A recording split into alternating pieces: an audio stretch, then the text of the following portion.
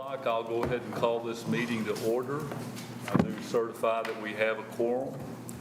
All 5 members are present. This morning, agenda item 2, the opening prayer will be by Mr. Rick Kerr. Thank you, Rick. Followed by our pledges, and they will be led by Commissioner Snuggs. If you would, please rise.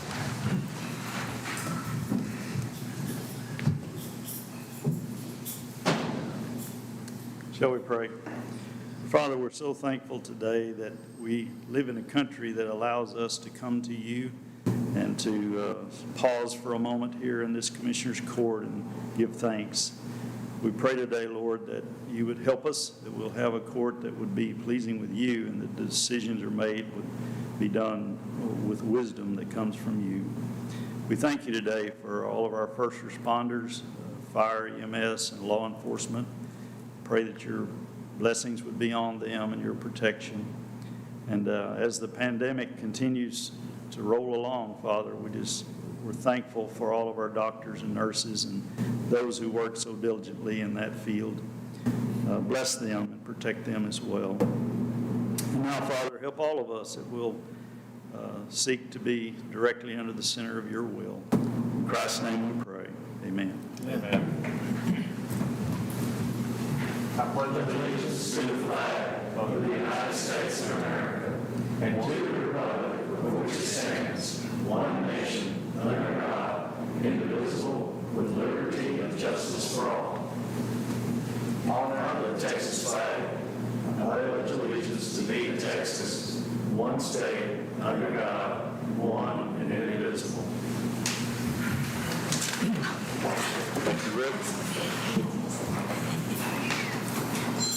Okay, item number 5 on the agenda, public comments. Do we have anyone signed up for public comments? Not until the hearing. Okay, no public comments. Item number 6, consent agenda.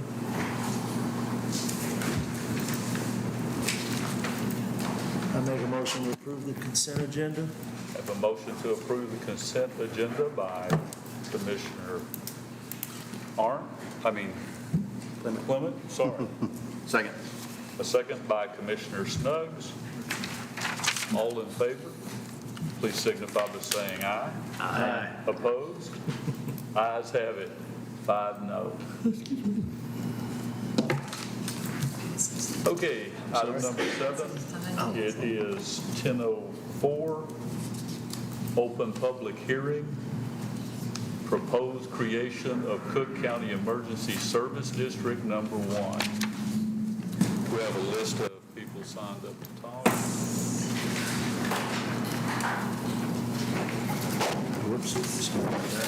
Who is speaking on behalf of the district?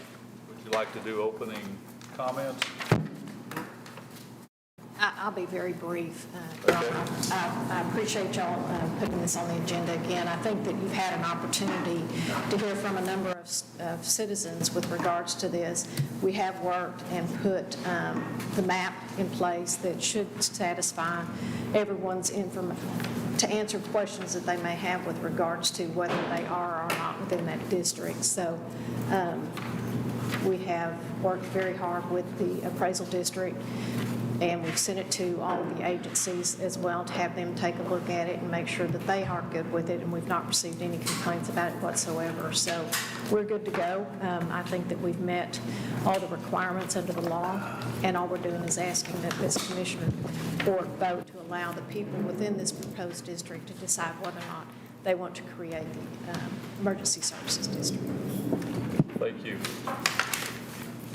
Okay, the first speaker is Craig Lampkin. Mr. Lampkin, you have 5 minutes. Thank you, Judge Starnes, Commissioners. I am Craig Lampkin. I live on 22 acres in the southeastern portion of the proposed Emergency Services District, and I'm here to speak on behalf of support of it.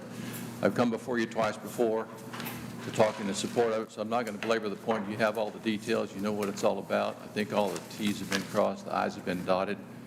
What I'm here today is just to ask you to let us take this proposal to the voters, to the people that live in the district, explain to them what the ramifications are of the pros and cons of the creation of the Emergency Services District. I believe it's very important that we do that.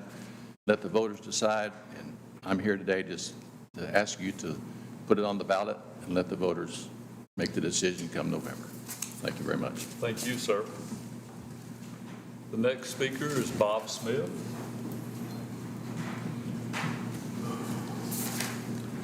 Mr. Smith, you have 5 minutes. Thank you,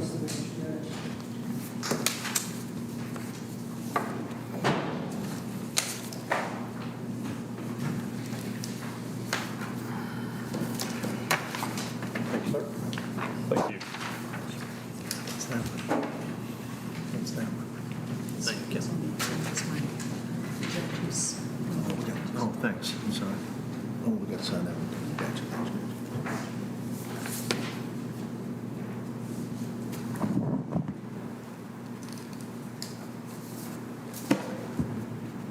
I'm Bob Smith. I have property inside of Kiowa and outside of Kiowa. I believe it's important to have a fire department, but after 2 attempts to try to set the boundaries right and not being correctly done, I feel this is caused by poor management. I feel Indian Creek Fire Department has mismanaged funds and very poor communications outside of Kiowa. In June's communique, they asked for donations for the fire department fundraiser on October 10th. As of August, they have not received any donations. That may be because not communicating with outside of Kiowa. One reason for no communications in any publications outside of Kiowa that I've been able to find. I feel it's very poor taste that at Jim Mossman's funeral, every volunteer fire department was present with equipment and volunteers except for Indian Creek Fire Department. If the court votes to put this ESD on the ballot, there must be more communication between the outside of Kiowa with multiple town hall meetings that can educate the taxpayers on how this will affect their taxes. God bless Cooke County and its volunteer fire departments. Thank you. Thank you, Mr. Smith. The next speaker is Samuel. You have 5 minutes, Mr. Yes, sir. Samuel. Again, I would like to thank you for time for us to come before the Commissioners Court. In the last meeting, I provided a number of 300 ESDs in the state of Texas. I recently found that some counties are home to numerous emergency service districts. Bear County, for example, has 12 of them. Travis County has 14. Harris County has more than 30.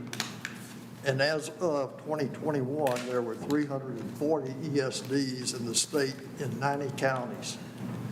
In past meetings, it has been mentioned that Lake Kiowa will receive the most benefit from an ESD. The Indian Creek Volunteer Fire Department provided to me that 60% of calls made by the department are made outside of Lake Kiowa.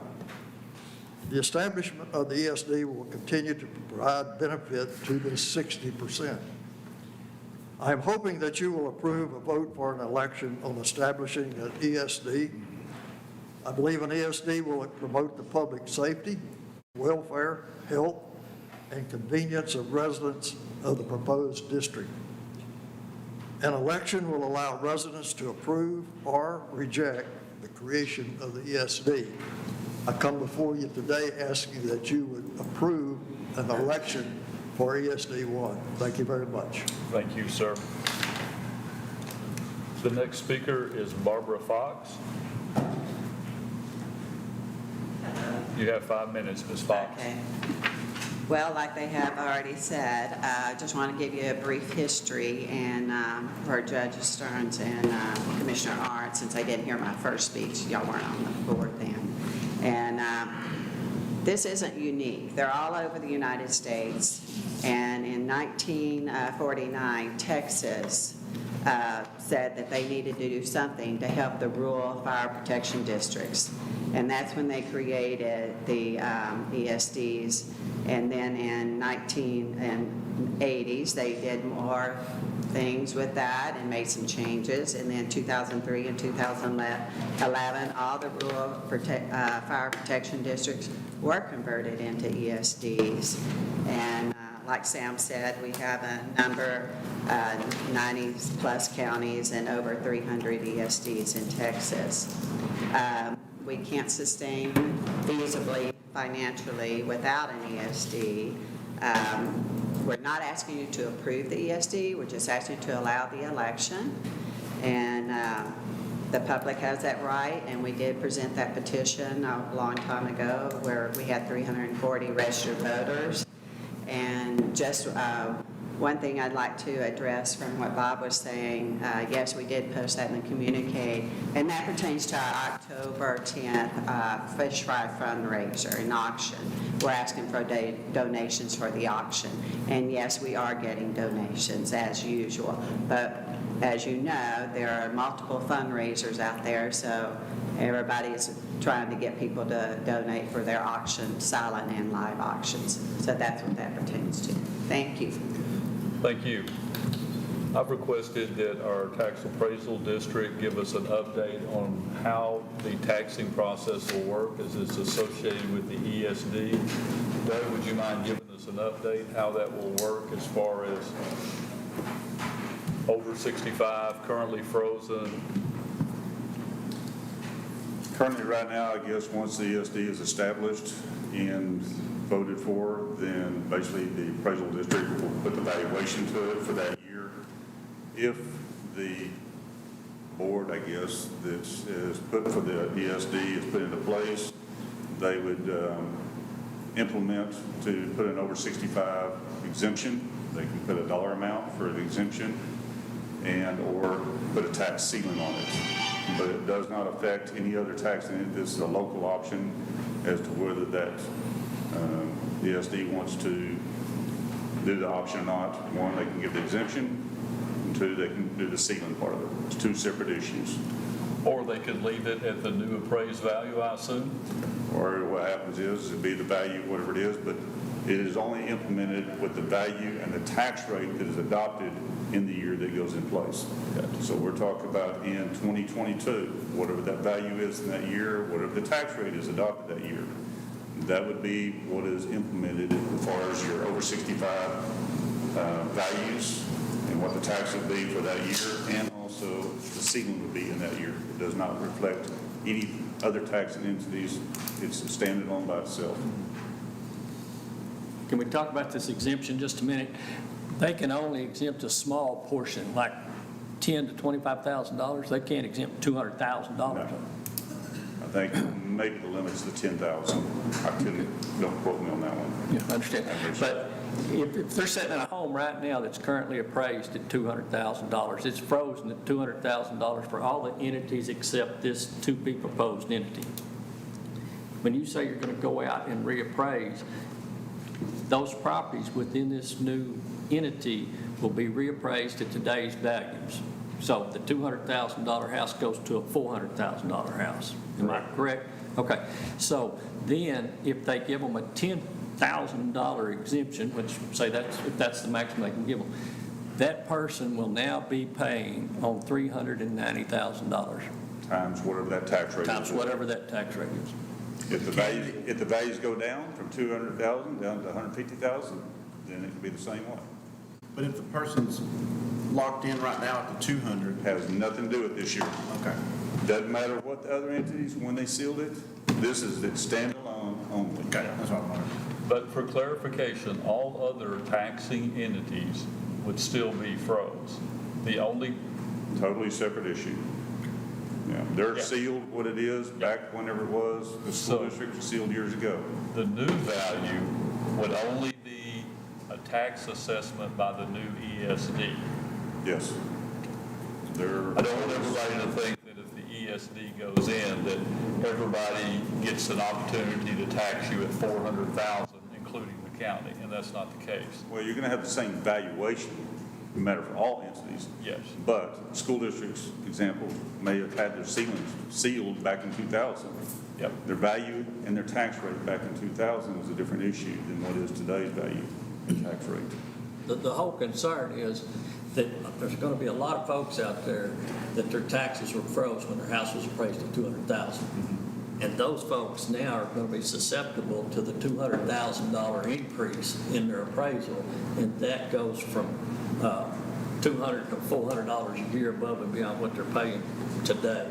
But only for this taxing entity. Yes.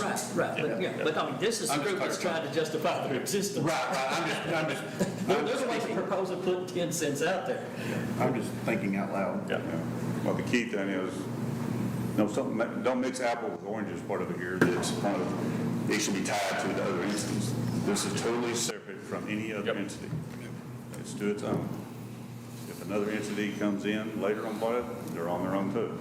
Well, but in our last meeting, we had two attorneys contradict each other on that, and that's the reason I asked for some Well, I just called the clarification. comptroller this morning and also talked to Michelle French in Denton County. And so I've talked to two. You think this is accurate information then? I just go by what the code is, and this is actually in the local government code. That's where it's at. Thank you, Doug. Is there any other questions for Doug while we have him? And like I said, we just do whatever they ask us to do. So, We've talked about this off and on, and this isn't just necessarily a question for you, but you're standing there, so it's kind of a question for everybody, but you're still up there. That's what you get for sure. I'm used to being a target. So. Well, I'm not, you can go sit down, I'm not, if you want to. What is we've kicked this around before, and we've talked about this so long, I couldn't find it back in my notes. Has anybody told you what they thought the beginning tax rate will be, or have you all said what you thought the beginning tax rate will be? We had no idea, because personally, you probably want to appoint me or any of the board to the Commissioners Court, so I mean. See, that's the difficult part. And we went to Waco, to a conference, about 2 months ago, a month ago, 6 weeks ago. And the State Association of Fire and Emergency Districts had a booth there. They had a booth there, nice young man, and I went over and visited with him for a while. He gave me a couple of pamphlets. Actually, I went back twice and visited with him. So I do my homework, and or I try to. And I looked up some of the things he wanted me to look up, and we talked about all that. And he said someone had called him. It's a state organization that they were having trouble trying to sell the idea to us. And he asked me, "What's your problem?" And I said, "Well, no one can tell me. No one has presented me with a real. We've kind of gotten some numbers, but not a real business model exactly, and a proposed beginning tax rate." And he said, "Well, that's the first thing that should happen." And I said, "Well, have they been talking to you all? Have you all been talking to those folks?" And he knew about your possible existence because, like he said, someone had called. But that's the biggest stumbling block I have. I mean, people, we've talked about it. I've had other people tell me, just let them vote on it. Then I'm still stuck on, and I asked this gentleman, so isn't the feasibility one of the most important things? And he said, well, if you don't think it's feasible, and he asked me why. We had a good discussion. I said, well, I don't know if they can sustain itself. I don't know what they're going to spend. I don't know. And that is the stumbling block. That's why I was wondering, has anybody said to you what they thought the beginning tax rate would be? The key to it is the max they can do is 10 cents. Yeah. Okay. So out of that basis of it, based on the 2021 values of that area that we put together with the map, come to that part of it, of what the values would be in that district, and multiplying it times a tax rate, come up how much revenue is. And if an individual took their 10-cent tax rate and figured out, it was a $400,000 house, they know they'd be paying, X amount of dollars in property taxes. But on the same thing is, you could take that same value and 9 cents, 8 cents, all the way down to 2 cents. It would give you an idea of what the total revenue for that tax entity would be. And what is the total taxable value for that area? You would ask me, but I don't have that knowledge on my hand. Nobody knows? Is Too it, newly developed, I would guess. I mean, we've ran numbers on it several times, a part of it, so is it that difficult to come up with the numbers on it? No. I mean, now that we know where the property lines are and who's to be involved and that type of deal, I mean, that part of it is not a difficult thing to come up with.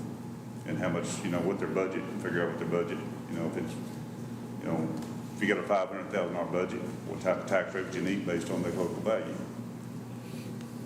I understand that. Does that make sense? I totally understand that. I just have never seen the number.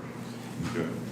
It's my understanding they can also impose 2-cent sales tax on all the businesses in that area. Does that come under your?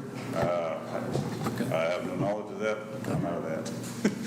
I'm sorry, did somebody respond to me? That's beyond my jurisdiction. The sales tax, that would be a whole nother gamut. We have to come before you again, trying to push that forward. But once you become a political subdivision, you can impose a sales tax.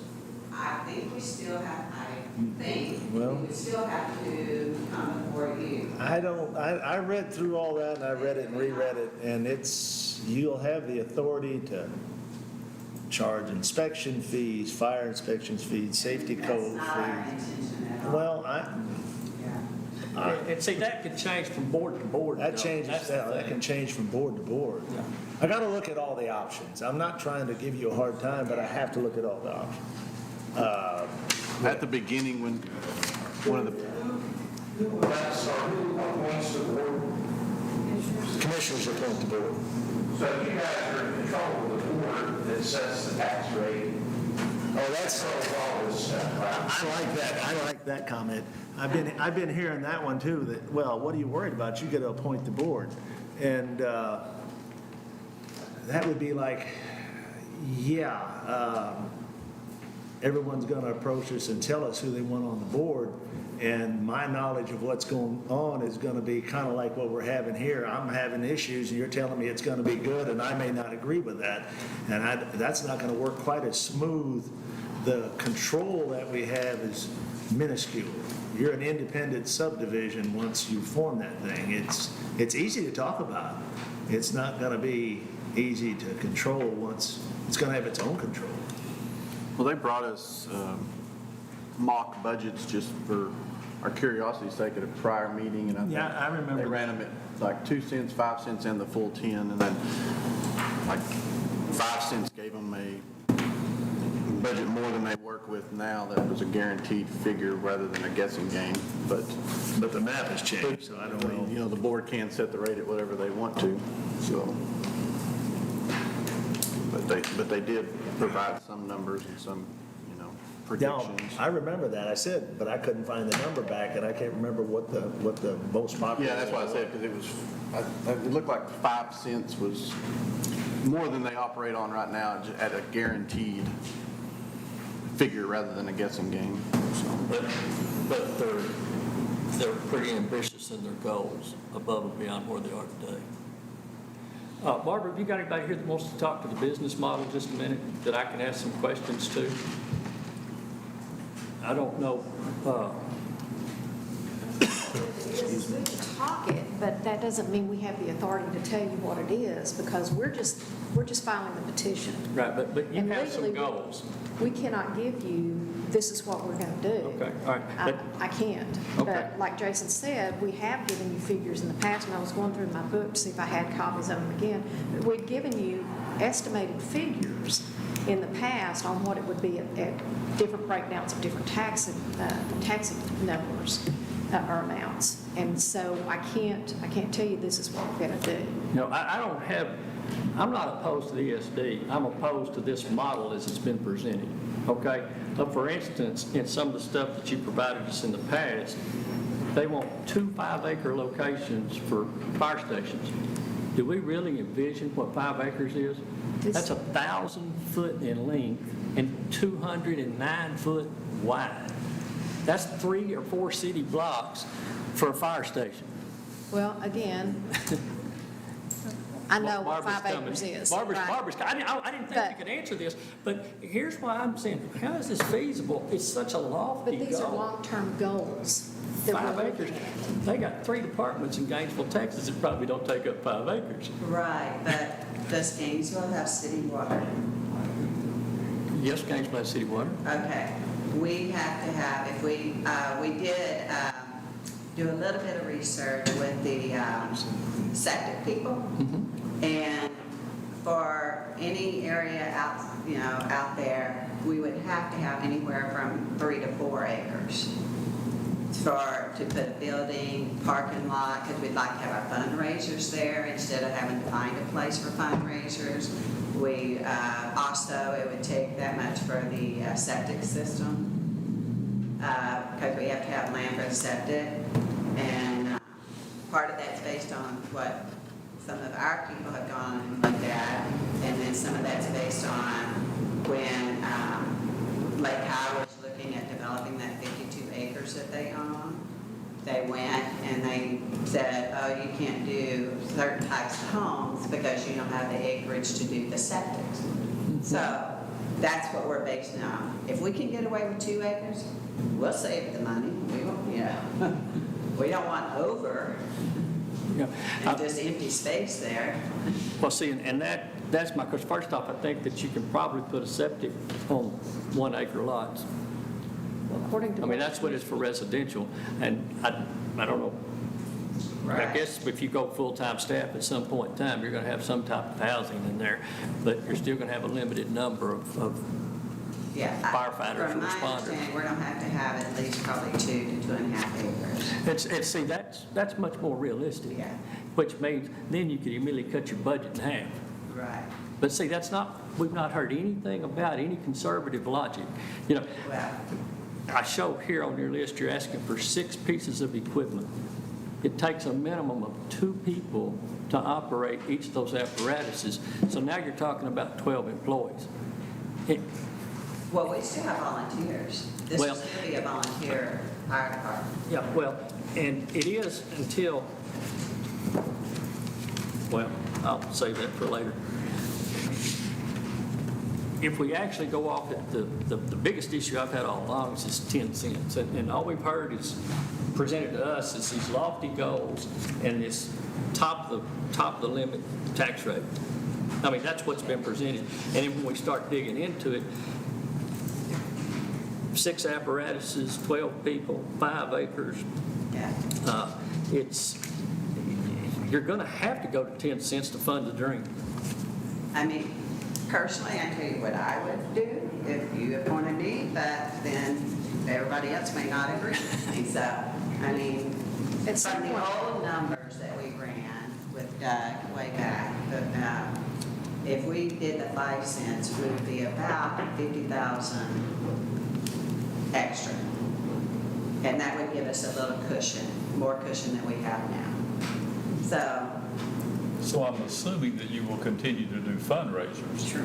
So the tax, which would match what you currently receive in revenues, you would also receive those donations hypothetically as well, or at least a portion of them. I think our regular annual donations would probably go away because that's what we're living on now.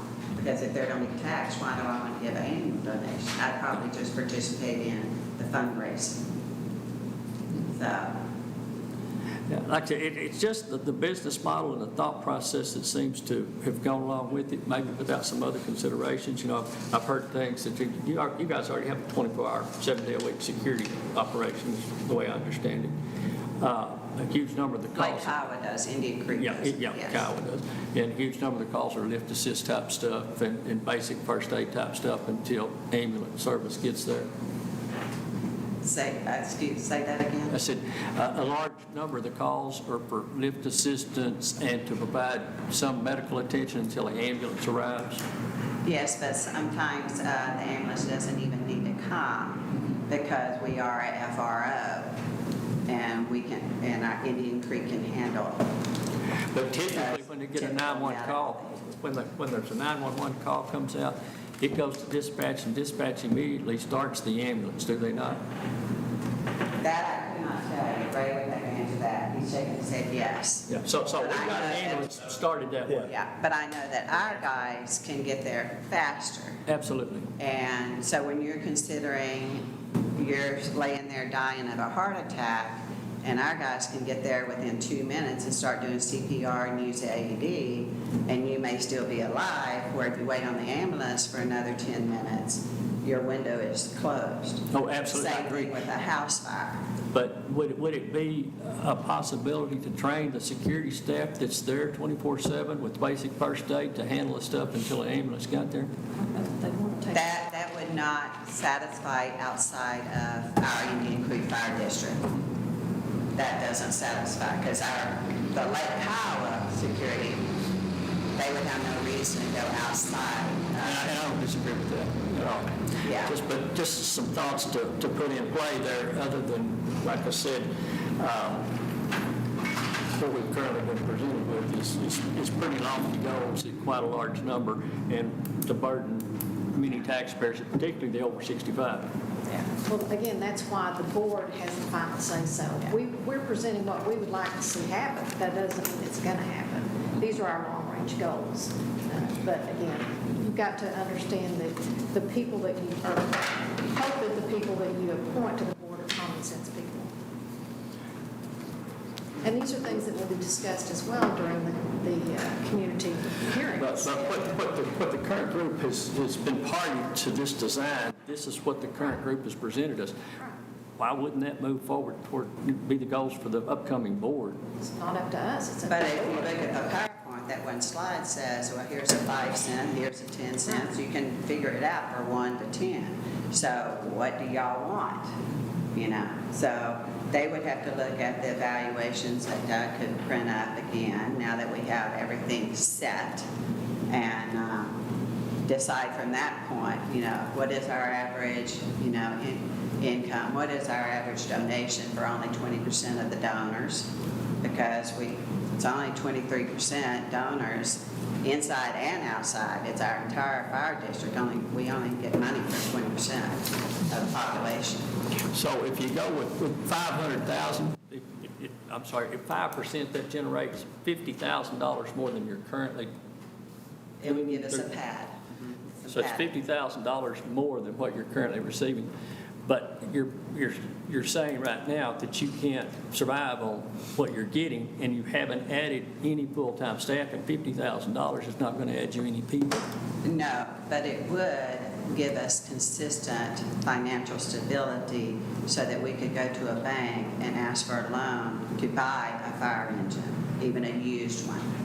It would, or, you know, whatever we need, it would be able to get us some loans. And I heard that statement before, that if we can get this established, then we can go borrow the money and then pay it in as the tax comes in. To me, that's what I call tax and spend. You know, it would make more sense to me if you're going to collect $500,000 a year from the taxpayer, that you set that aside a couple of years and then go pay cash rather than borrow money Now, and that would pay be interest great on it. if we get 500,000, yeah. I'm sorry? If we got 500,000, that'd be great, yeah, Or- I'd vote for pay cash too, yeah. I just- But with all due respect, I understand the concerns, and we can speculate from now until the cows come home, but the fact of the matter is I think at this point, all we're asking the court to look at is, did we meet the requirements under Chapter 775 to at least put it on the ballot? And again, those are discussions that we will have when we have our community meetings. And ultimately, like I said, it's going to be up to the board to make that final decision. So based on your interpretation of Chapter 775, am I obligated to vote yes? You're obligated to vote according to the law. Vote. It doesn't say I have to vote yes. If I think it's I'm not gonna not tell you. feasible, then I don't want to suffer and violate the law. I'm not going to tell you what you can and cannot do. I'm not your lawyer. You need to talk to your lawyer about that. And I don't know if he's here. It was stated the last time with our other lawyer from Austin that economically feasibility is there. That's his opinion. Yeah, his And opinion. my opinion, living here, is different. And the thing about your lawyer that really troubles me to this day is he stood there and that map was not right. And he was encouraging us to go ahead and approve it. We can always ratify it later. And after the meeting was over, he came up to me and said, you did the right thing. Now, that troubles me greatly. But let's go back to the tax.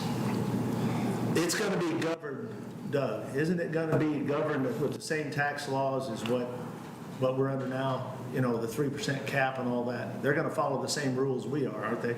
They won't be able to go up 8% a year or 3% a year or... No, can't. no, we can't. We're done. That's the maximum amount. No. Let's say they set it at 5 cents. 5 cents, can they go up? What- Depends on what the value does. So somewhat, yes, they're in the same boundary guidelines as, They're in the same boat we are. they're in somewhat the same boat you are. If the value goes up, the tax rate go down, Yeah. generates in the revenue, yes. But still, regardless of the value drop, maximum can go up is the 10 cents regardless. I understand, but let's say they set it at 5 cents and they realize 5 cents doesn't give them near enough money. What's the max, what can they go up from 5 cents to In 1 year. in 1 year? That would be the 3.5% cap. For us. 3.5, also some of these smaller districts are able to go to the 8%, can go 8%. 8% to 3%. Most of the cities and counties over a certain population, 30,000 population, are subject to the point of that 3.5% cap. But they would change legislation, distributed taxation, it's got a little more wicked. They've changed all the rules. Of course, we're not under 30,000. No. Yeah. That's why you're subject to it in cities. Yeah, okay, I thought you were inferring that we were under 30,000. We're not under 30,000. So these special districts, kind of depends on which part of the code you're looking at. I will say for sure on this one right here. Can they go up? Yes. Yes, they can go How much? up. Can How they go much? up? That's what I want to It'll know. be limited, yes. It'd be limited. Yes. And if it is 8% of a nickel is 0.4 cents. There is another part of the division to be able to get up to $500,000 also. So basically, if they're already at $500,000 in total revenue, then basically that can't go any higher than that. So there's about 2 or 3 things that comes into play. We can go up, yes, based on our percentage. Well, the point I'm making is, that's another one of my concerns. They're going to have to start on the high side because if it's not enough money, they won't be able to make it up fast enough to. Employing people is expensive. You're not going to hire a fireman for less than $40,000 or $50,000 a year. And I'm just trying to, that's one of the reasons I want to know all the numbers, trying to figure out exactly what kind of money they're dealing with. Now you changed the whole thing there. While I understand your concerns, I'd like to remind you of why we even started this to begin with, because the people within the Indian Creek Volunteer Fire Department District are in desperate need of help. And it's their safety and their welfare that we have concerns about. I'm sorry, Judge. No problem. I just wanted to bring it to the petitioner's attention that we did reach out to the Secretary of State, and we can't get any assistance on creating that district. Where I'm leading to with all this, I spoke with Randy, our tax assessor collector, and we brainstormed all of the possibilities. There's no way we can have this on November's ballot. It would have to be the spring ballot. There is just not the manpower, and we even reached out to the Secretary of State and asked for their assistance. It's just, what has to happen in order to create that district is they have to go through each road and then check and see who all is at that address that is of voting age. It's a very manual and slow process. And Randy said that originally she told everyone that it would be 6 months for her to do that. Now, can we do it quicker than that? I don't know. But obviously, she's not going to be able to have it on the ballot by November. Okay, but today, You could go y'all ahead and vote. could make a motion and vote Yes. to have it on for the May. That's true. Okay, The next feasible election. And that way Brandy knows ahead of time exactly Yes. how much time she's got. Absolutely. That's a longer time to do the town hall meeting, so. That's right. I just wanted to get clarification on that because I know the expectation previously was the November ballot. Okay, so May at the earliest. Yes. Okay. And we're good with that if we just get it on the ballot. Okay. That's, okay. What will this election cost us, you think? It's going to be Yeah, November election? cost, no, we have a special, Oh, in May. Well, I don't know the precincts, but 7,000 maybe? I couldn't hear you, that 7 or 8,000 maybe, depends on how many precincts I have to have. depends on what you have to do. Yeah. Well, I found Commissioner Hollowell's question intriguing about how we have to vote. And the gentleman that I talked to with the State ESD Association, we had the same discussion. And I said, if I vote against it, I'm going to get hammered that I didn't give everybody the right to vote. And he said, why would you vote against it? And I said, because I still have not had it proved to me that it's feasible, and it says feasibility in. So I've got to decide whether I think it's feasible or not. Judge? Any other questions? Oh, one other thing. Sure. So you're taking in part of the city of Gainesville's ETJ, right? Or, Well, that's also some of their fire district. yeah, Outside yeah, of ETJ. yeah. But is it part, okay, it's part of their fire district, but is it part of their ETJ too? Part of it. Part of it is? Okay. It's not just the fire district, part of it is the ETJ. So they'll be able to do, no one charges when they go out for fires. They'll be able to charge if they want to when they go out in a fire in an ESD. That was part of all the things that I looked up, some of the things that they can charge for. Communities can charge, or cities can charge an ESD if the ESD takes in part of the ETJ of a city. They can charge to go out there to fight a fire, charge a fee. Well, now first off, the ESD doesn't fight fires. It contracts people to fight fires. And I think what I heard this group say is they may well hire some Gainesville to fight the fires in their ETJ. In a previous meeting, because we were talking about response times, I think Barbara at the time, and they said, oh, we may well pay somebody or hire. In a perfect world, with this ESD, in a perfect world, you would hire some part-time certified firefighters. And like everybody knows, some of your volunteer firefighters don't have all the credentials and certificates, so they cannot be hired. An ESD can pay them a stipend. Some ESDs pay them $25 a day, $50 a day. You know, just sit at that fire station, so they're there waiting to jump in and run. And those are stipends, from my understanding. If you hire a part-time, it would be nice. Gainesville was the closest place. If anybody else would, you know, we were in a metroplex, forming an ESD, whatever, you know, a metroplex, you could hire certified firefighters and EMTs. But as far as fire prevention, remember, we're all mutual aid. Everybody collectively goes together and works together on fires. And I'm sorry, Leon. Well, and that's the thing, that was the next part of the question. Is this going to alter the mutual aid? Because as I was going through all this stuff and the video I watched and all this I found from that gentleman's website, it says cities, it's a new way for them to get funding for responding in an ETJ. It gives a community, a city, the right to charge an ESD for fighting fires in the ETJ. And I don't know if that would ever happen, but that's one of the things. It talks about fees that ESDs can charge, that sort of thing. And I mean, like you said, they can charge for the sales tax, they can charge for calls, they can charge for, you know, whatever. But that's not the intention. We never brought that before y'all.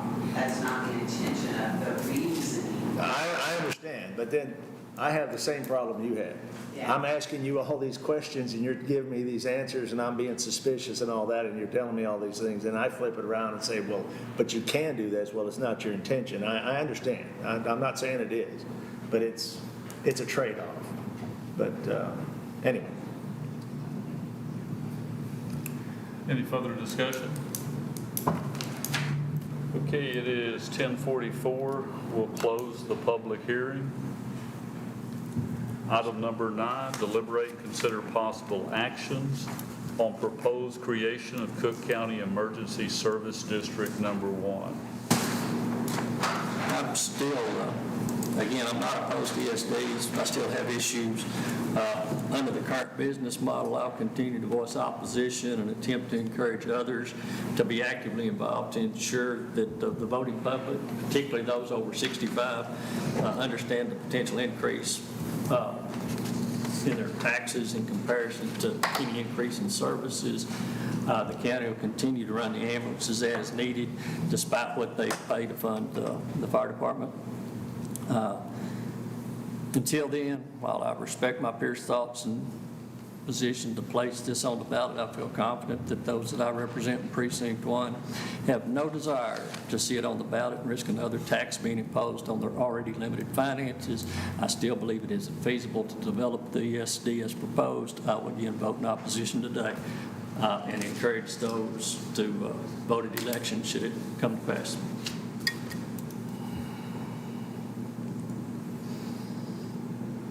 You have thoughts? Sure. You absolutely always have thoughts on something. I like to go last. I think that it's important that the district make that decision. However, I do have a lot of concerns that were stated here already, so I didn't reiterate them. I think the most important thing concerning this ESD is that the voting public fully understands what the pros and cons are. And I kind of challenge the news media to ensure that that happens, if in fact it is voted to be put on the ballot. Moreover, I think that it is important that the committee that has petitioned make the accessibility to hearings and meetings to everyone. So even if it's at Kiowa, that people living outside of Kiowa can come, and hopefully the newspaper will and the radio will have several, if approved, several articles on the pros and cons, how it will affect everyone, whether they're 65, over, et cetera.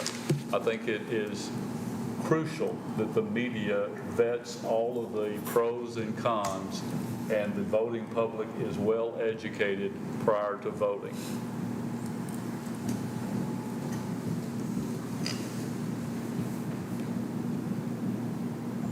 Commissioner Hart, you got anything? I said mine last time. I know how they feel. I mean, I know what they're going through. I've dealt with it for 24 years. We had a fundraiser last Saturday, and we were making phone calls at Friday night trying to get tickets sold. It's hard. And I understand. I mean, I know where you're coming from. It's With your history, Adam, as fire chief, though, if you were in charge and had total control, would you think that 10 cents would be practical? Could you feel comfortable imposing that on your constituents? where we're at right now, I would, but we've done a lot of work getting grants and stuff. I mean, at Lindsay, we're in good shape, but it's taken 20 years to get us there. And, I know Indian Creek went through a deal here 2012, and it's a startup. It's tough. I mean,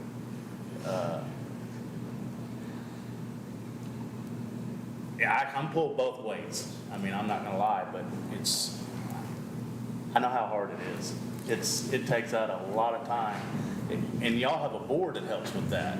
We don't. I mean, it's I probably put in, just in this deal for this fundraiser, probably 40 hours, just selling tickets and setting up, and probably more than that. If you could have gleaned 5% of the taxpayer, would you have put forth near the effort? Not if I knew that money was coming. I couldn't hear you. I said if you could collect it 5% from the taxpayer, would he put forth as much effort? Oh, okay. Well, I mean, you said it took you 20 years. You worked your tails off, and it took you 20 years. And you look at the rest of the departments around the county, they've been making improvements. Yeah, but it's changing. It is. It's hard to get volunteers. We've got, probably in the last 5 years, we've maybe had 7 or 8 volunteers. Now, out of those 7 and 8, they've moved on to other stuff, and it's the old heads, I'm gonna call it. It's tough. I mean, we can't get it's tough. Volunteers. I tell the little kids when they come in, you know, or kindergartners, you know, what do you want to be when you grow up? A firefighter. Okay, you want to be a volunteer or paid? Well, we want paid. Well, it's not the same. I wish teachers would teach volunteerism in school, but there's so much other stuff that's not part of it anymore. But assuming worst case that they immediately imposed the 10% and generated $800,000 a year, would you feel comfortable then going out and asking volunteers to come help you out? I think that's, I mean, that's. You gotta have them. You gotta have them. And they state early on that the heart of the department's still gonna be volunteers. I mean, up north, it's that way everywhere up north. I mean, you have a paid chief, you have paid staff, and you have volunteers. I mean, those volunteers work hand in hand because they're putting in, you know, they might give them, I know there's some certain ones that give stipends. You know, it might either be on their water bill or their sewer bill or trash pickup or whatever. It's a stipend. And some people look at, hey, I'll volunteer, you know, 40 hours in a month to get that taken care of. So, I mean, there's a lot of different ways you can look at it. I don't want to be, I mean, yeah, we're involved in it, but that's up to the board and that group, the way I look at it. I mean, we're getting these all over Texas now, and it's a coming thing because of the problem of getting people to help. And some of them are having issues. You read the There's a paper, you lot, Google them, I mean- there's a lot of issues with ESDs. Oh, yeah, it's not all. Yeah, and then there's problems with ESDs, there's volunteer fire departments that fail because of just no participation. Now, is that right? Well, you know, it's part of it. It's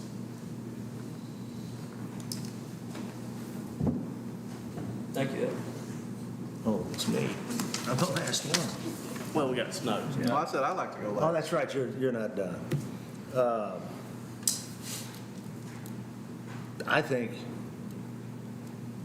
it'll kill volunteerism. I think it'll help kill volunteerism because of human nature. If people are paying a tax, they're paying a tax. And why should I give any more or do any more? I'm already paying a tax. And I understand it's hard to get volunteers. It is getting worse. But I think a tax-supported anything kills the public's interest to try to come and work for free for it, to help. Other thing that really troubles me, and I understand you all have problems telling us exactly what you're going to do, and you have us trying to figure out exactly what you are going to do. But it reminds me of some of the things that I hear is we're going to have to pass it so we can figure out what it's going to be. That scares me. Trust me, it won't be easy to control from our end once it happens. You don't want something, if you want an independent ESD, you don't want something that's going to be easy for the commissioners to control. It's going to have to be independent. But then, at the end, if something goes wrong, then we supposedly can fix it. That will not be an easy thing to do. I don't think, the way you all have set it up, that is an economically feasible thing to do. You might be able to pull it off at the 10 cents. The reason for the question about how much to Mr. Smithson can the taxes go up, if you don't put it in high enough from the beginning, you'll have a hard time trying to catch up to do anything with it. The sales tax, the way I read it, I don't think you have to get permission from us to raise sales tax. I know how many complaints I get about property taxes. Doug sends out his notices, and then I start hearing it from people. Thanks, Doug. He's just doing his job. I do take this isn't a flippant decision. I take it very serious. I don't have a flowery prepared speech like Gary did, but right now I'm leaning no, and there's too many unanswered questions. I got to have more answers to help institute a whole new tax. I mean, I understand everybody has trouble raising money. It's a whole new tax. It's not something you just say, yay, I'm going to do it. That's all I got. That me? Well, here we are, number 4. We've listened to it 4 times, and I'm in the hot seat every time because it's in the middle of my precinct. I have concerns on both sides. I could sit here and ramble for 2 hours, but I'm not going to. I'm not for new taxes. However, I do see, the problems like Adam stated. I've been part of a volunteer fire department. I understand how hard it is to raise the funds. And one of the things that hurts getting volunteers, and I'm one of them, it was hard for me to be a volunteer. It's one thing to go run the fire calls, but it's another thing to have to go do the fundraising. I didn't enjoy the fundraising because free time's hard to come by, and I'd take my free time to run the calls, but doing the fundraising was tough. I feel like if the volunteers didn't have to do the fundraising, they would be able to run the department better and, without having to pull away from the actual service to do the fundraisers. But with that being said, it's like I said at the last meeting, we're all elected to represent everybody equally, and we take an oath to uphold the statutes and the state laws of Texas. And like Ms. Switcher said, I feel like all the requirements have been met. A couple of the commissioners have touched on the feasibility. I think there's a lot of subjectivity to that word. You can interpret it many different ways. The way I interpret it, I do see it, feasible where it would work. That doesn't necessarily mean I'm for it. It's very rare that we actually get to send a decision out to the public to vote, and I believe, that's a good thing. I was glad this is news to me. I didn't know that it would be pushed off till the next election in the spring. I think that's great because that gives everybody more time for, getting the information out to the people. Like Mr. Smith said, I'm the same way. I urge lots of town hall meetings where, everybody outside the gates feel welcome to come at neutral locations and educate people. I feel like the voters need to be educated, so this will give more time for that. I think it'd be, better for both sides, whether you're for or against it. Trying to be real calm and talk through all this today. I feel like, not to put y'all under fire up here, but I feel like, if my commissioners that are in opposition to it, I feel like if it was your fire department in your precinct, I feel like you'd view it differently.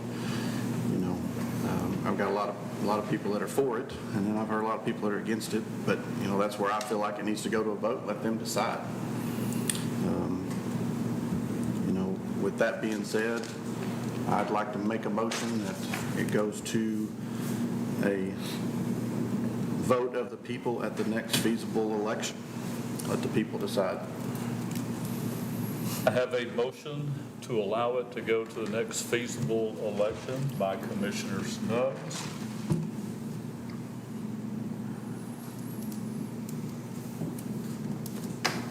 Second.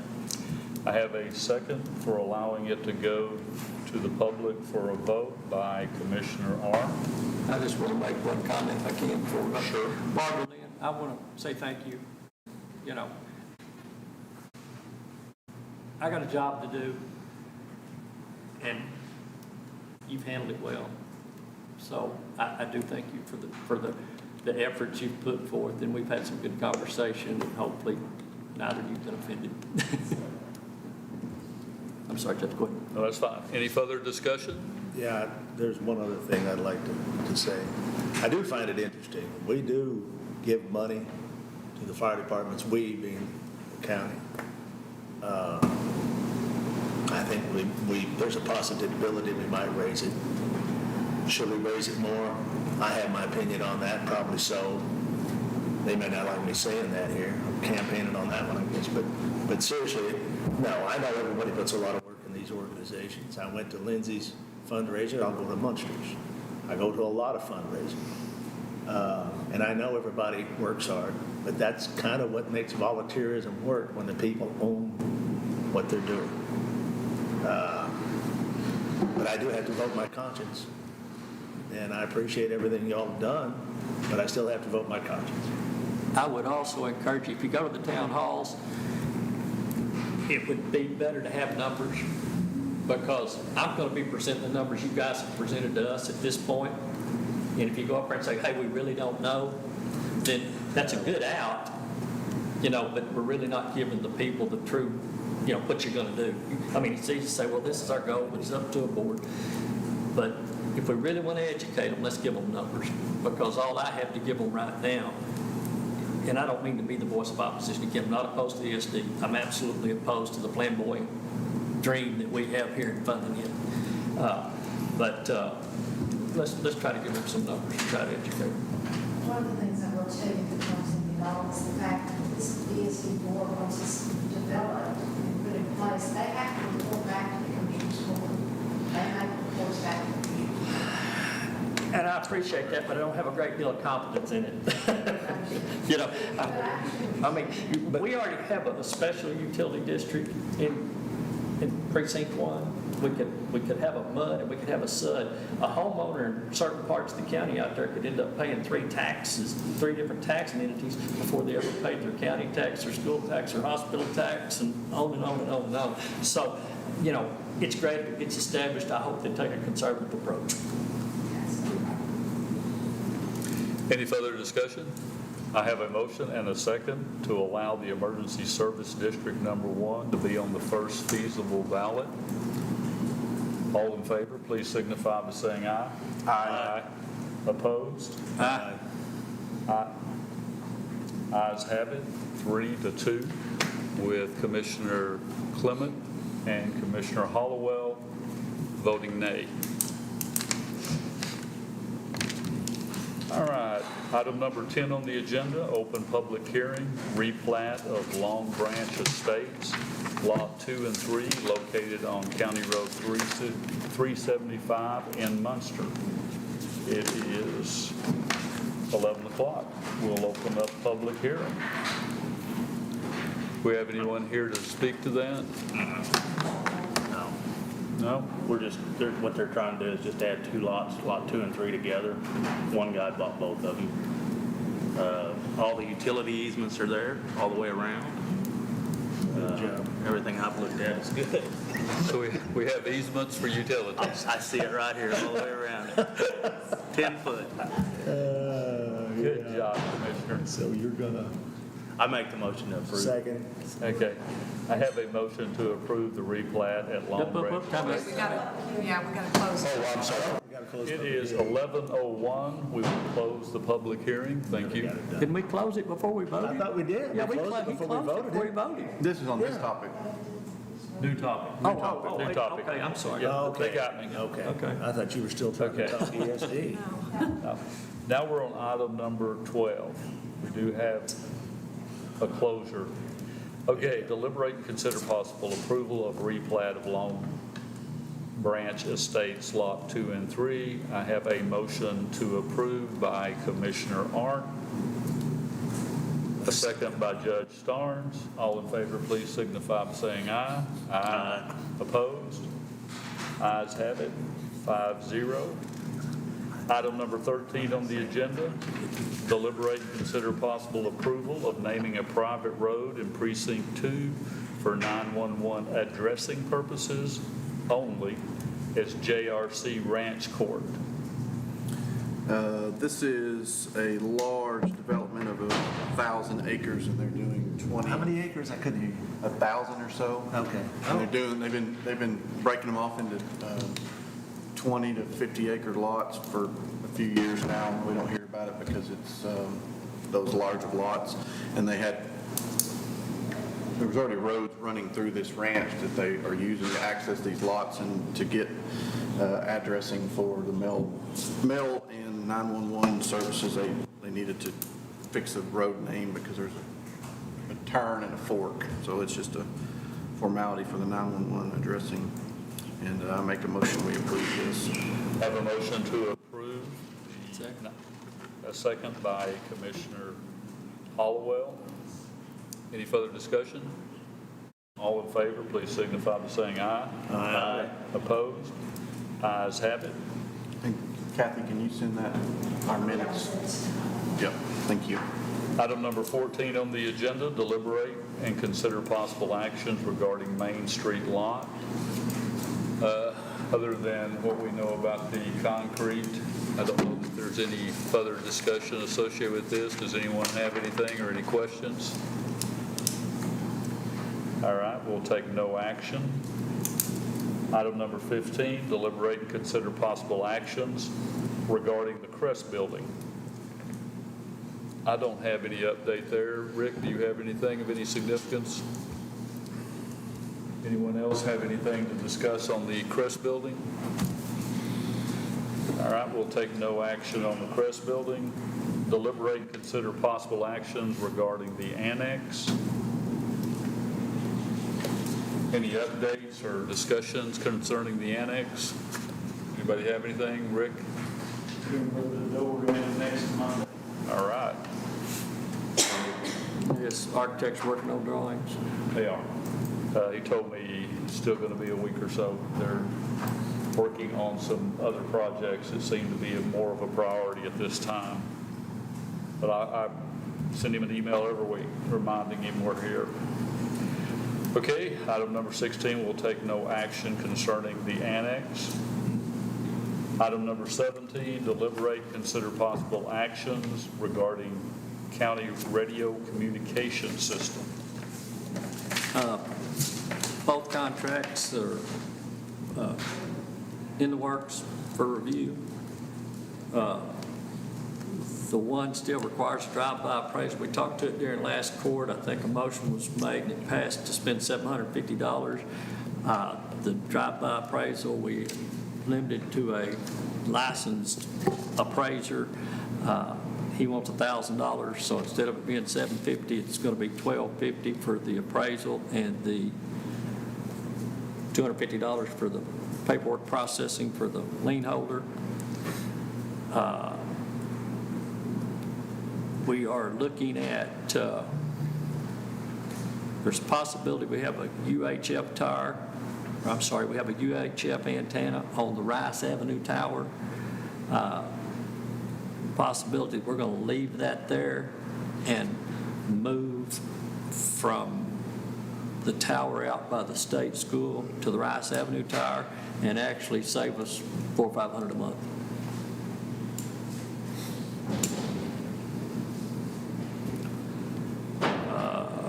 What else am I missing? I don't know of anything. Do we need to Make a motion. redo the motion to increase that and for the appraisal? Or is the court good with it? What do you want to do? I'll make the motion. I make a motion, we move the money to $1,250 for the survey and processing. Second. Have a second from Commissioner Snuggs. Any further discussion? All in favor, please signify by saying aye. Aye. Opposed? Ayes have it, 5-0. Anybody got any concerns or reservations about the possibility of us saving that $400 a month? You mean moving that antenna? Yeah. Well, actually, not going to be any antenna moved, Leon. There's an antenna up there. If we think that there's a UHF antenna up there, what will happen is we'll have to go out to the state school and move just the repeater system from the shelter over to here. Okay. That's that one on the south side out by the state school, right? Yeah, and the repeaters on insurance. So. I'm sorry? The repeaters on insurance, so we're just, Oh, gotcha. Yeah. we're just moving. Because I know that was kicked around at the very beginning. We could consolidate. Even though what will happen, that moving that UHF stuff is not part of this Motorola contract. got you. That'll end up being a shipment deal Yeah. later, okay? And Shelley, in some of these contracts, I think it's going to talk about us being responsible for the towers, for damage to the towers. We will insure those through TAC, won't we, just like we do any other tower? Yeah, the one we're putting up. So, yeah, Yeah. so if something happens to them, they'll be Just like insured. the one at Rice Avenue. Okay. Yeah, we had the one that was hit by the storm a few years ago, we had to put up. Okay. So that'd be some research done on that to be sure that, first off, that was licensed for that tower. You just can't go take an antenna from one tower and go put it on another without being sure that it's licensed. So we think that legwork has been done, and that's the plan. Is our coverage going to be the same? Since we're up higher over there? We don't have any reason to believe that it won't be, We're not moving very far. because you actually have two locations, east and west. All right. Agenda item number 18, deliberate and consider possible actions regarding various grant funds. Any updates, Shelley?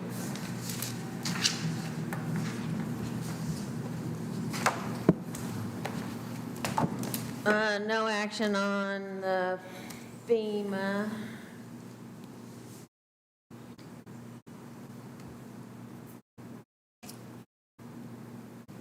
Which is the,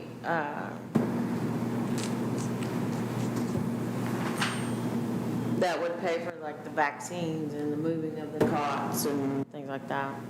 I gotta gather all those invoices. I'm sorry, I get these confused. The first one is the flood. They are looking for another extension on PW 405. Did you get that email? I saw that just the other day. Okay, It's 405, right? I believe so. Yeah. They sent a big data request for 405, which I'm finished gathering all of everything they need. I need to send it in. I'm 1/4 through reviewing County Road 410 that you have finished. I can finish that up this week, get that done. So the next one is the FEMA 2020 COVID, which is the vaccines and things. I need to gather the invoices for that. I still haven't done anything on the CTIF. Haven't finished up the elections, and the first report for the American Rescue Act money is due this month. Any further discussion? If that's the right PW that I'm thinking of, I had all those roads completed right before the extension ran out, but I guess since they're still asking you for information. Well, it'd be on what we've turned in, Yeah. so they're working that up, but the extension would be this 410 that I'm working on. Yeah. I forget what your completion date was. It was in 21. So it was, if your extension went through a certain date Yeah. and you worked past that date, they need an extension Okay. up to the date you worked past. You know, like, Do you think they're going to do all that to you on all these other FEMA COVID? They're going to audit you and everything the same way. Not you, but the county. yes, They'll do it all the same way. yes. Yeah, and the American Rescue Act, the reporting is the same as the CARES Act, where I had to scan in the PO separate from the invoice, separate from the check copy separate. Yes. We've already been told that.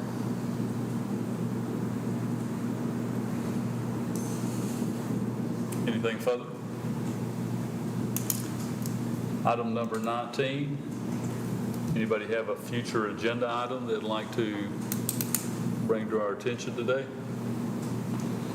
Can I go back to the American Rescue Plan Act? Sure can. Do you think they're going to, with the flood, after a period of time, they started tweaking the rules? Are they going to do that with this too, you think? I haven't received any, right at the very beginning, we were getting updates. I haven't gotten any updates since like July 17th. Because they kind of changed the rules, the game on us some as time went on. They were you could send a question to the Treasury and they would answer the question because the instructions are very broad. And so somebody would send a question and they would answer it and they would get a little more detailed. And we haven't seen any more updates since then.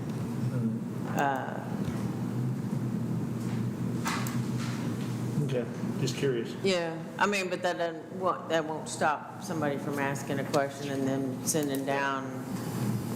But like with the CARES grant, though, there was ended up being 116 questions, something like that. And this money is for 3 years, so there's bound to be questions at some point. Never say never. Number 19, future agendas. Anything we need to add to the next agenda? Okay, no agenda items. Number 20, adjourn. Motion. Second. I have a motion from Commissioner Hollowell to adjourn, seconded by Commissioner Snuggs. We are adjourned.